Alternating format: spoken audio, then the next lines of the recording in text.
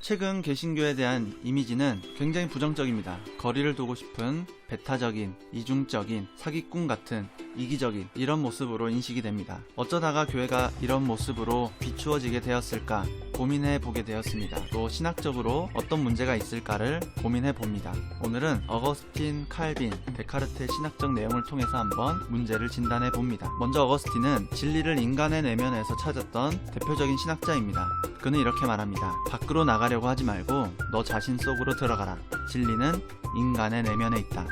어거스틴에게 하나님은 인간의 내면을 통해서만 알 수 있는 존재로 그려집니다. 진리는 인간의 밖에 있지 않고 인간 안에 있다는 것이죠. 하나님과 인간의 관계를 신학의 중심에 두었다고 할 수 있겠습니다. 칼빈은 어거스틴의 정신을 이어받습니다. 칼빈은 기독교 강요에서 하나님을 아는 지식은 곧 인간을 아는 지식과 연관해서 이해합니다. 하나님을 인식한다는 것은 곧 인간의 자기 인식과 상관이 있다는 것이죠. 여기서도 하나님과 인간의 관계가 신학의 중심에 있음을 알 수 있습니다. 이것이 나쁘다고 할 수는 없습니다만 문제가 하나 발생하게 됩니다. 데카르트는 저서 성찰에서 인간으로부터 하나님을 증명합니다. 문제는 인간의 영혼을 제외한 역사나 세계와 관련된 하나님, 그 하나님에 대한 이해를 포기하게 된 것입니다. 데카르트 또한 어거스틴 신학의 영향을 받았다고 평가되기도 합니다.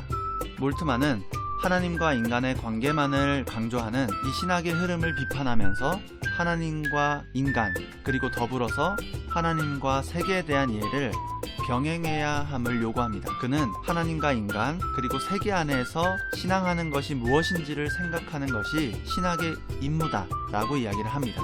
하나님과 인간의 영혼에만 초점이 맞추어진 신학은 사회에 대해서, 역사에 대해서 비관적인 태도를 가져오기 때문입니다. 하나님과 인간의 자아만을 강조하게 된다면 교회는 앞으로도 더욱 이기적인 모습으로 반사회적이고 비사회적인 경향을 가지게 될 듯 합니다. 이번 기회에 하나님과 인간 그리고 세계 안에서 그리스도인으로 살아가는 것이 무엇인지를 다시금 생각해 보면 좋을 것 같습니다.